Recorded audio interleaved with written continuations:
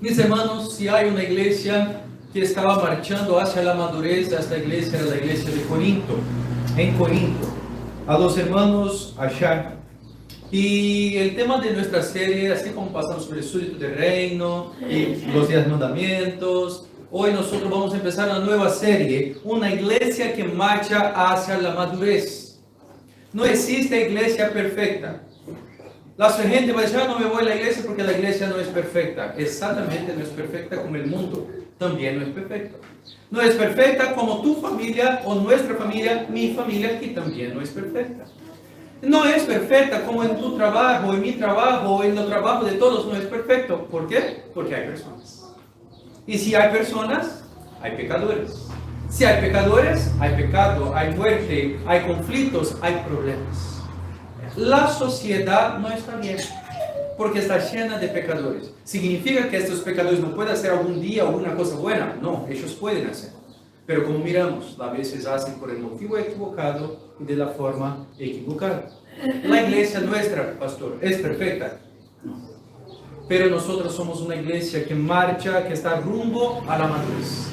Y esta serie va a decir sobre la iglesia de Corinto, de Corintios, en la ciudad de Corinto.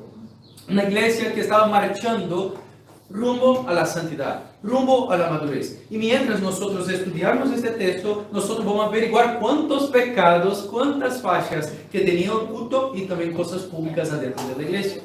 Pero Pablo empieza hablando que aquellos hermanos son santos, son hermanos que están rumbo a la madurez. Y 1 Corintios, mis hermanos, probablemente tenga más consejos prácticos y prácticos para los cristianos a nuestro tiempo de cualquier otro libro de la Biblia.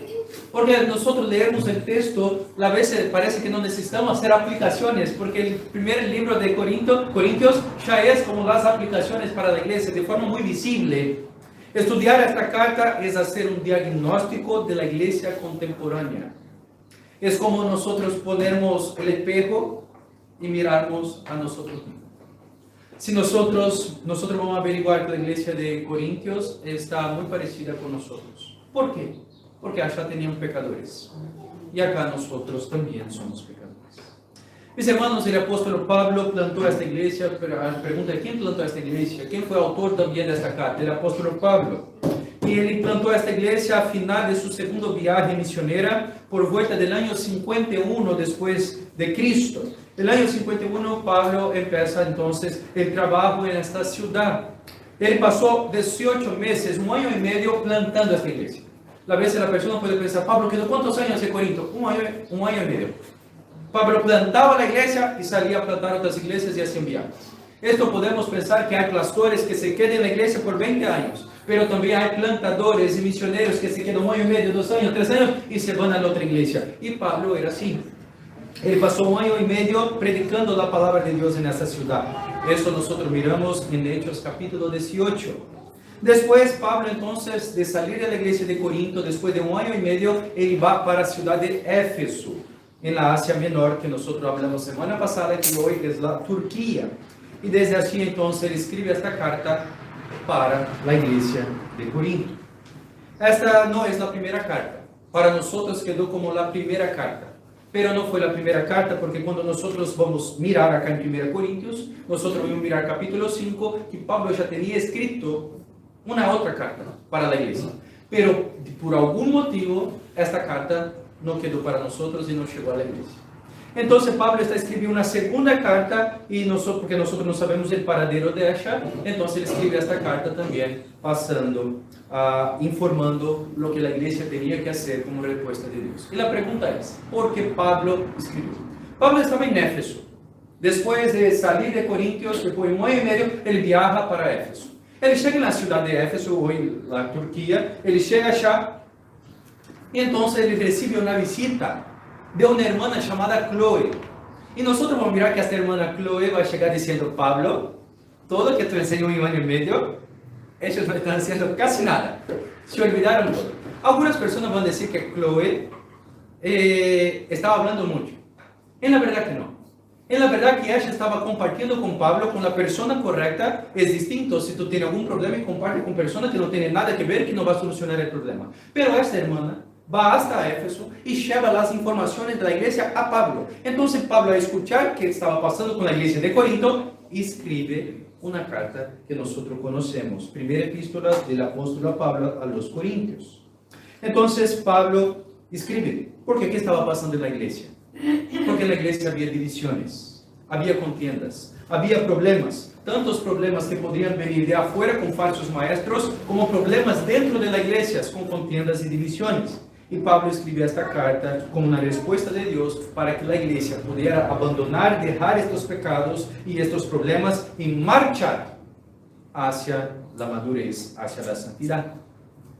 ¿Por qué Corinto? Tal vez tú puedes preguntar, ¿por qué Corinto?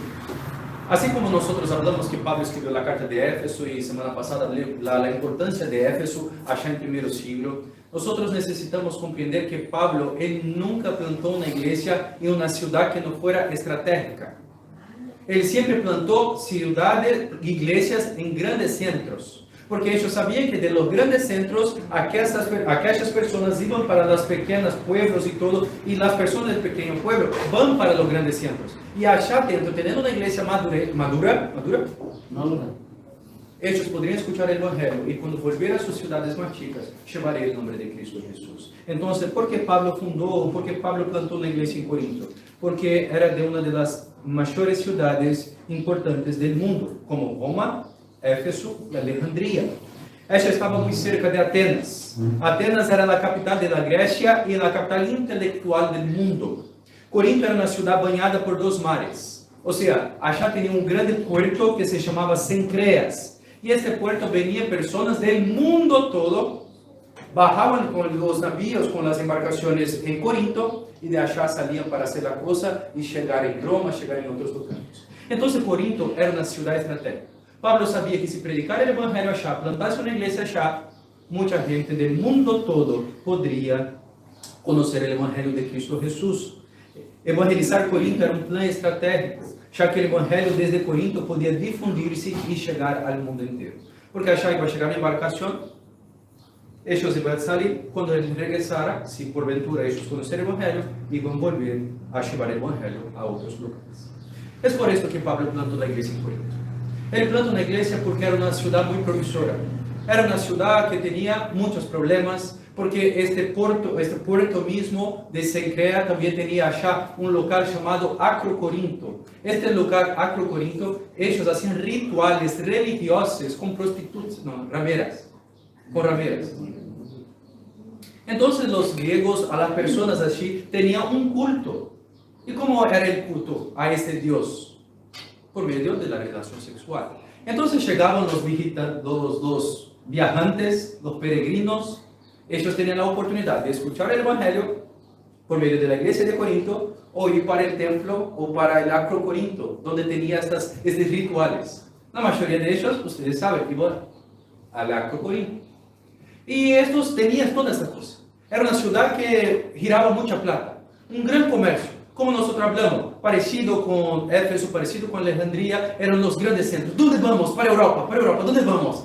París, no, vamos para Corinto, porque allá tienen todo para nosotros disfrutarnos. Hay buenos restaurantes, hay buenas cosas allá, para disfrutar la carne, hay muchísimas cosas en Corinto, y es para allá que nosotros vamos. Es como el matrimonio, o el casal que va a casar ahora, vamos a hacer un gran viaje. ¿Para dónde? Vamos para Corinto. Corinto era una gran ciudad muy reconocida y Pablo quería predicar el Evangelio donde estaba reinando las tinieblas, porque la iglesia es llamada a la santidad. Y Pablo, después de 18 meses, entonces en Éfeso escribe esta carta, porque después de un año y medio predicando, parece que aquellos hermanos se olvidaron de la enseñanza. Y la iglesia empezó a hacer cosas que el mundo estaba haciendo. Entonces Pablo habla: stop. Miren esta carta. Miren lo que Dios quiere hablar con ustedes. Y es sobre esta carta que nosotros vamos a empezar esta serie. Un gran centro, una gran ciudad, con grandes pecados. Pero la iglesia no podría ser como la ciudad. La iglesia tenía que vivir de forma distinta, marchando rumbo siempre hacia la madurez. Y por eso esta es nuestra serie, una iglesia que marcha hacia la madurez. Tal vez tú puedes pensar: pastor, pero nosotros no estamos en Corinto. Pero nosotros, independiente de ser grandes siempre o no, nosotros cometemos pecados, a veces parecidos, iguales o peores que ellos. Y esta carta fue escrita para nosotros vivirmos de una manera santa y distinta del mundo. Capítulo 1, versículo 1, mis hermanos, hasta versículo 3. Hoy son 3 versículos. 1 Corintios, capítulo 1, versículo 1 hasta versículo 3. Domingo pasado, cuando arrancamos la reunión, leímos este texto y vamos a leer una vez más. Pablo, chamado a ser apóstolo de Jesucristo por la voluntad de Dios. Y Sóstenes, nuestro hermano, a la iglesia de Dios que está en Corinto, a los que han sido santificados en Cristo Jesús, llamados a ser santos, con todos los que en cualquier parte invoquen el nombre del Señor Jesucristo, Señor de ellos y nuestro. Gracia y paz a ustedes, de parte de Dios nuestro Padre y del Señor Jesucristo. Pablo es llamado a ser apóstol de Jesucristo. Pablo fue llamado por Dios para ser apóstol, porque nosotros sabemos que tenían los 12 apóstoles, pero Pablo fue llamado después por el Señor. Y Pablo empieza su carta hablando, como diciendo, yo soy autoridad, yo soy enviado por Dios, llamado por Dios, apóstolo llamado por Dios. Yo planteé esta iglesia, entonces, escúchame. Porque ¿qué pasa? Cuando nosotros estamos con un problema, nosotros no queremos escuchar. Nosotros nos alejamos y hablamos, ¿quién tú para hablar de mi vida? Y Pablo empieza, yo soy Pablo, llamado a ser apóstolo de Jesucristo. Si esta iglesia que fue plantada es una iglesia que glorifica a Cristo y quiere hacer la voluntad de Cristo, yo soy enviado por el propio Jesucristo para enseñarles la voluntad de Dios. Entonces Pablo no escribe solamente eso a la iglesia de Corinto. Si ustedes miran en las epístolas, Pablo siempre empieza una carta, como una carta que tú vas a escribir para alguien. Mi nombre es Lucas, o va a pasar un email, un correo electrónico para una empresa, alguna cosa. Ahora, bueno, yo estoy acá, mi nombre es Lucas, soy de 33, soy limareño y todo. Y la persona, bueno, Pablo está escribiendo la carta. Yo soy Pablo, llamado a ser apóstol, no por mi voluntad, sino por Cristo Jesús. Y él va a decir en el momento de la conversión de Pablo, allá en Hechos capítulo 9, versículo 15, nosotros sabemos que Pablo estaba marchando, estaba caminando, alguien que habla que estaba en el caballo, pero el texto no habla, solo habla que él cayó. Él puede ter caído del caballo, o él puede ter caído sin el caballo. El texto no habla, pero en este día Dios lo llama, Jesucristo llama, y no solamente esto. Después nosotros vamos a mirar en capítulo 13 de Hechos que Pablo fue ordenado juntamente con Barnabé. El Espíritu Santo de Dios separó a Pablo y a Barnabé para predicar el Evangelio. Entonces ellos empiezan a hacer viajes misioneras predicando el Evangelio. Pablo es llamado a ser apóstol de Cristo Jesús por la voluntad de Dios. Pablo está escribiendo a la iglesia y hablando con la iglesia de Corinto que él mismo plantó, que él mismo predicó, mas él está hablando, yo soy Pablo, siervo del Señor Jesucristo, llamado por Cristo, no por mi voluntad. Yo no estaba haciendo la voluntad de Dios, yo estaba haciendo el contrario, pero un día Dios me llamó. Todo esto que estoy escribiendo y haciendo es por la voluntad de Dios. La iglesia, mis hermanos, el pueblo de Dios, cuando alguien... Yo estaba esta semana charlando con Lautaro y haciendo preguntas para él, y él dio una linda y buena definición. Yo pregunté, Lautaro, ¿qué es el sacerdote? Él dice, sacerdote era el que llevaba los problemas, los sacrificios, las oraciones del pueblo hacia Dios. Y yo pregunté, profeta. Profeta es que lleva la voluntad de Dios, la palabra de Dios hacia el pueblo. Perfecto. Yo podría quedar 2 horas explicando. Yo explicó en 1 minuto. Y de hecho, es de hecho el significado. Y Pablo es el profeta de Dios. Cuando un pastor, cuando un miembro, alguien por medio de la palabra es un instrumento de Dios en nuestras vidas. Y Pablo está escribiendo exactamente esto. Tranquilos. No estoy hablando de mí mismo. Yo estoy hablando porque fui llamado por Dios, por la voluntad de Dios. ¿Quién conoce la historia de Pablo? Antes de la conversión de él estaba persiguiendo a los cristianos. Pablo era el instrumento, enviaba a los soldados, enviaba a personas exactamente para matar a los creyentes. Y un gran día, el Señor lo llama y él habla, Señor, Él sabe que quien estaba hablando con él era Jesús. Y entonces su vida es cambiada. Al punto de que le hacía tan mal al pueblo de Dios. Pero Pablo tenía sus dones, talentos. Y ahora esos dones y talentos que él tenía para perseguir al pueblo de Dios y para hacer cosas malas, ahora él utiliza todos esos dones, fuerzas, ánimo, ahora para la gloria de Dios. Y Pablo fue así llamado para predicar, para enseñar. Y el texto continúa, la iglesia de Dios que está en Corinto. Si tú para leer capítulo 2, 3, 4, 5 de Corinto, tú vas a decir, eso no era creyente. No, no puede ser. Pastor, yo sé que mi iglesia, yo sé que yo hago una cosa, yo pido perdón, pero la iglesia de Corinto, no, pastor, terrible, ellos no pueden ser creyentes. Pero Pablo sabe que ellos son creyentes. Y Pablo escribe exactamente esto, a la iglesia de Dios que está en Corinto. Mientras nosotros tenemos hermanos, porque nosotros llamamos de iglesia, yo ya hice algunas veces algunas definiciones, pero existe la iglesia visible y la iglesia invisible. La iglesia visible somos todos nosotros.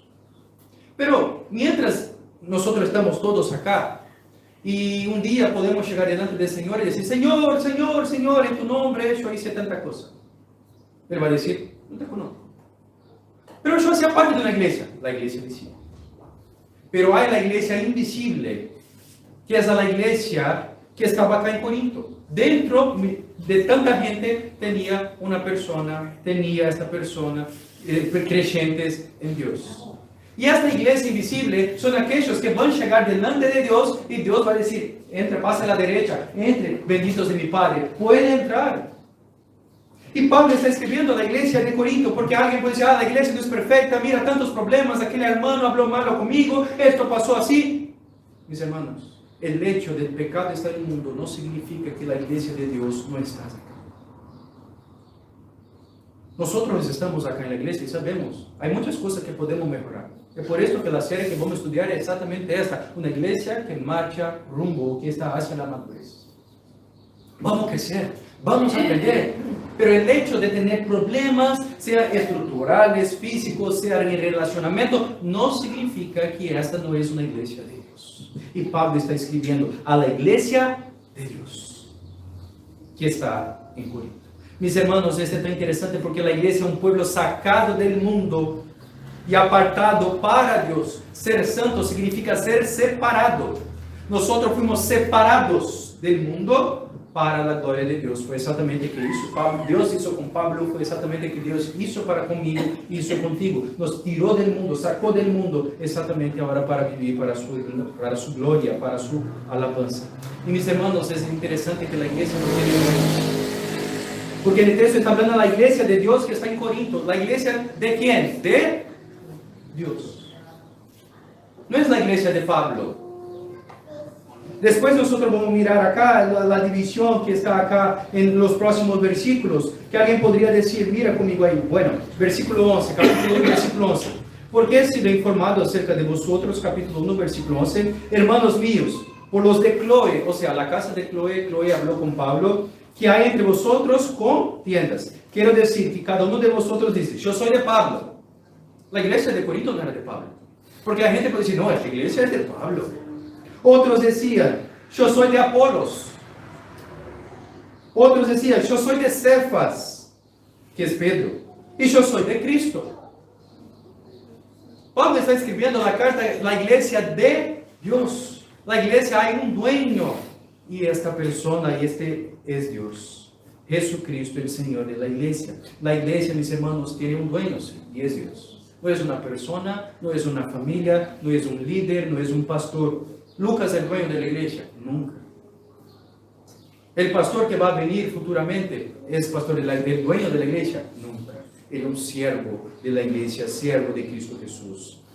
Mis hermanos, la iglesia no es mía ni tuya, no es nuestra, esa iglesia es de Dios. Es por eso, mis hermanos, que cuando nosotros tenemos que hablar con las personas del mundo, tenemos que hablar con reverencia. Porque no es nuestra, es de Dios. Por más que, por ejemplo, la iglesia es una familia, ¿no? Cuando tú hablas de tu familia, quien tú amas de verdad, allá el mundo, tú sabes de los pecados, sabe de los problemas, sabe de las situaciones. Pero cuando tú vas a hablar de su familia, de tu cónyuge, de tus hijos que ama, tú vas a decir, no, él está estudiando, es una buena persona, hace el correcto, intenta, está... La iglesia es de Dios. Todas las veces que nosotros hablamos de la iglesia de Cristo Jesús, ¡ja! La iglesia, hace cosas malas. No sabe cómo está ahora. La iglesia es de Dios. La iglesia es de Dios. Si nosotros tenemos cosas que solucionar acá, solucionamos juntos, lloramos juntos. Pero allá afuera, a la iglesia de Dios. Mis hermanos, Pablo está escribiendo a la iglesia de Corinto exactamente por esto. Porque tenía hermanos que estaban con contiendas, divisiones y pensando, la iglesia es mía, la iglesia es de, pues yo soy de Pablo, yo soy de Cefas, yo soy de Apolo. La iglesia tiene solamente un dueño y este dueño es Cristo Jesús.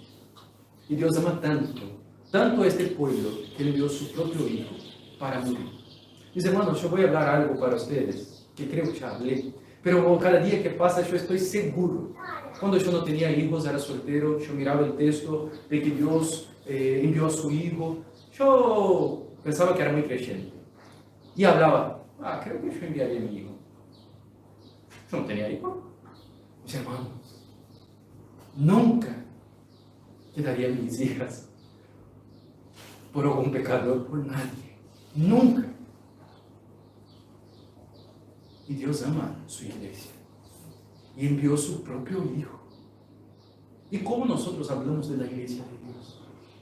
Una iglesia madura es una iglesia que trabaja, que sufre, que llora, que se sacrifica, pero que está unida, porque es la iglesia de Dios.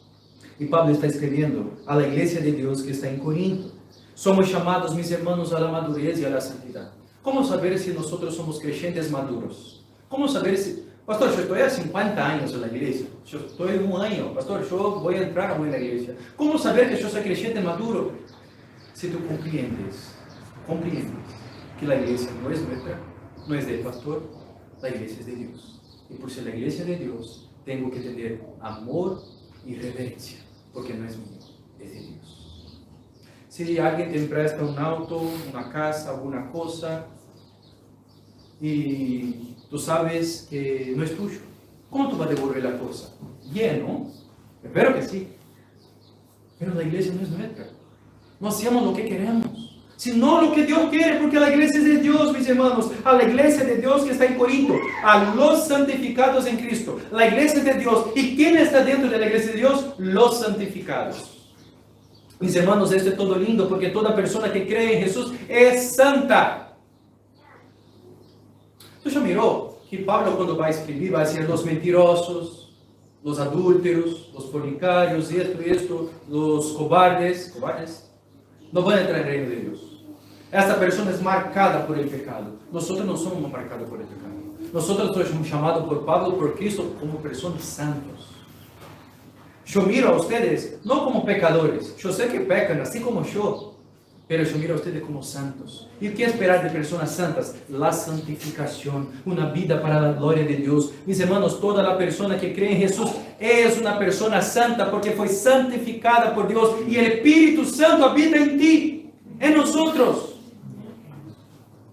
Esta es la santificación posicional. Existen dos tipos de posición, de santificación, mis hermanos. La posicional y la santificación procesal. ¿Se dice procesal? De proceso.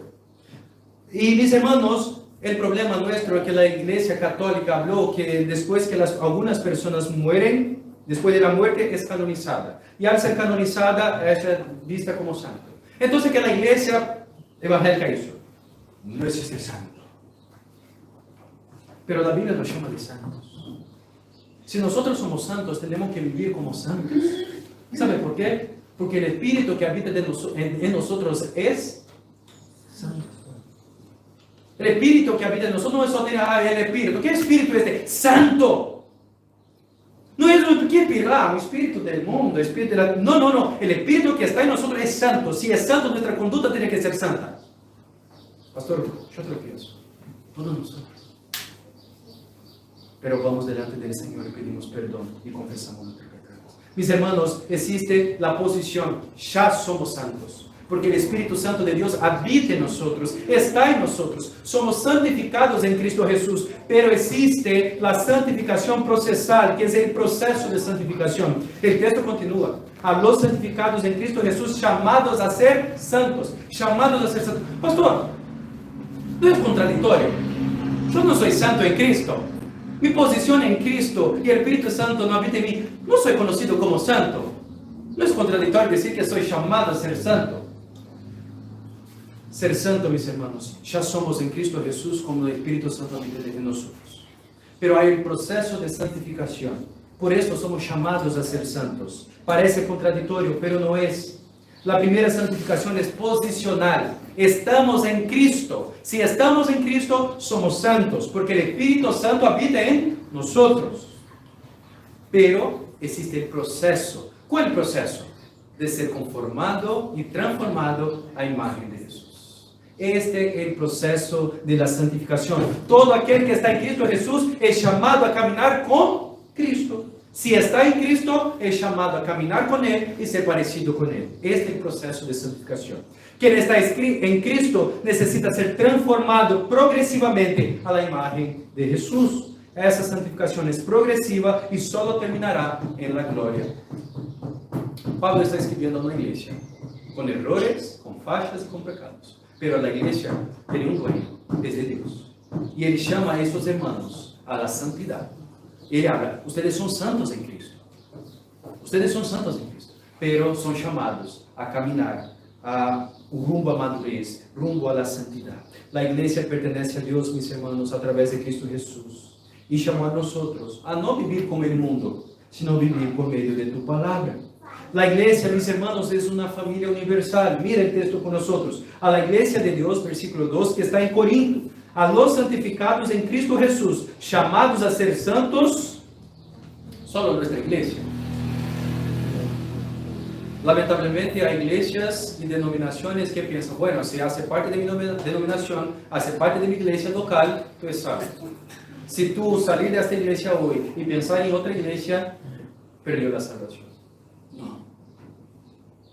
Mis hermanos, el texto habla exactamente, llamados a ser santos con todos los que en cualquier lugar invocan el nombre de nuestro Señor Jesucristo, Señor de ellos y nuestro.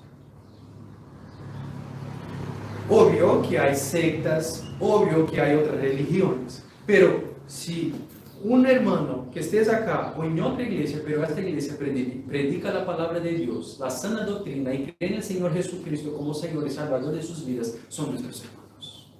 La iglesia, mis hermanos, es una familia universal. Lo más lindo y tremendo es que un día, si tú fueras en China, si tú fueras en otro país, en otro lugar, y tú llegas en la ciudad y... Yo cuántas veces he visto esto, ¿no? Hice estas cosas. Yo no sabía, ahora tiene GPS y todo, pero antiguamente, no soy tan antiguo así, pero no tenía tanta facilidad, o yo no tenía internet. ¿Qué hacía? Yo buscaba una iglesia. Y preguntaba en algún local, en una estación civil, en una iglesia, un pastor conocido, ¿por qué? Yo quiero llegar en un canto. Yo hice eso algunas veces porque necesitaba de algún apoyo, de alguna información. ¿Dónde yo iba? A la iglesia. ¿Pero tú conocías la ciudad? ¿Conocías la iglesia? No, pero es mi familia. Un vaso de agua voy a ganar. Un día yo estaba saliendo del hospital. Yo fui a hacer un evangelismo en la calle y un perro me mordió. Y fui para el hospital, tomar vacuna. Y esto ya tarde de la noche. Y cuando salí del hospital, yo miré que tenía una iglesia llevando sopa para las personas y todo. Y yo pensé, una iglesia, sopa, estoy con hambre, yo soy creyente, estoy en casa. Me fui. Cuando llegué allá, pregunté, ¿hay sopa? Yo no me encanta mucho sopa, pero con hambre, no sopa.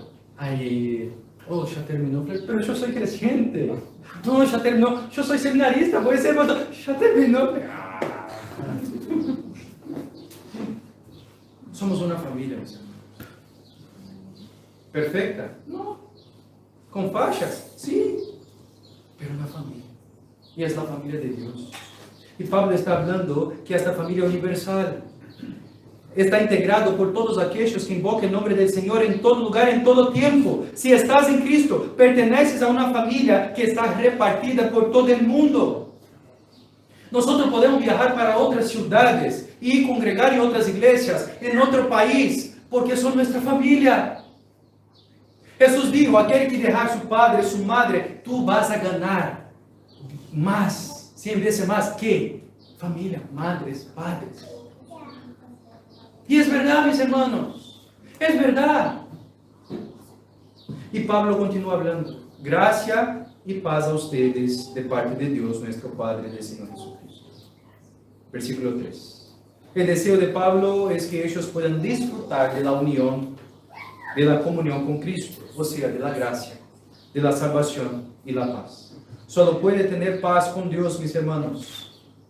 Paz de Dios y con Dios, si conocer la gracia. Por eso, propositalmente, es gracia y paz. La gracia siempre está antes, mis hermanos, y la paz siempre después. Esto se debe porque la gracia es la fuente de la paz. Nosotros podemos desear a la persona paz, tranquilidad, pero la paz es fruto de la salvación. Es fruto de la gracia de Dios, es fruto de un relacionamiento con Dios, porque la persona puede sentir que está en paz, pero no está en paz. Sin gracia, mis hermanos, no puede haber paz, pero cuando la gracia es nuestra, la paz necesariamente sigue. Las virtudes de la gracia, mis hermanos, y la paz son regalos de Dios por medio de su Hijo, y Él otorga estos beneficios como Padre. Por esto Él empieza, gracia y paz a vosotros, de Dios nuestro Padre y del Señor Jesucristo.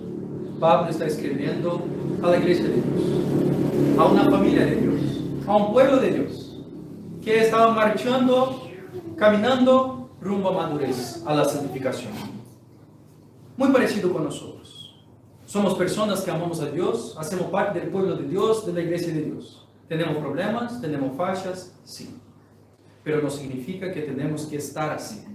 Nosotros somos llamados, porque ya somos santos en Cristo Jesús. Pero tenemos un proceso de santificación y es una responsabilidad nuestra. La posición de ser santo fue regalo de Dios por medio de la fe, por medio de la gracia. No es nuestra obra, sino fue obra de Cristo Jesús en la cruz. Pero el proceso de la santificación es una responsabilidad de nosotros. Todos los días. Todos los días. Conclusión, mis hermanos, somos llamados como iglesia, como pueblo, a la madurez. Tú eres un creyente maduro. ¿Qué tú hablas de la iglesia para las personas afuera de la iglesia?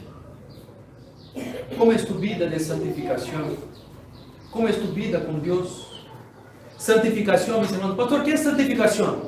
De forma bien sencilla, para que, por ejemplo, un niño pueda saber, pero también con profundidad. Santificación es amar las cosas que Dios ama y rechazar, odiar las cosas que Dios aborrece.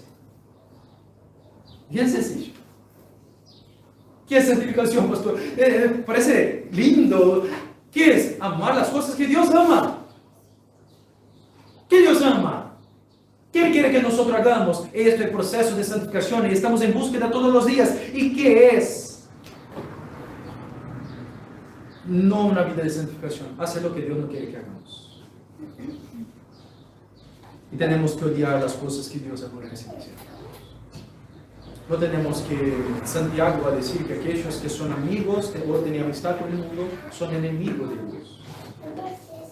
Que tengamos, mis hermanos, pureza de mente, pensamientos y acciones. Porque la iglesia es propiedad de Dios, santificada por Cristo y fortalecida por el Espíritu. Fuimos salvos por Cristo para la santificación, una vida madura, santa y sabia que glorifica a Dios. Que Dios te bendiga, mi hermano, esta mañana, que Dios pueda continuar hablando durante la semana, porque fuimos llamados a ser santos, a la madurez. Y la iglesia es de Dios, no es mía, no es de Lucas, no es de ninguna familia, la iglesia es de Dios. Es por esto que tenemos que escuchar solamente y comprender solamente las sagradas escrituras, porque los hombres pueden fallar.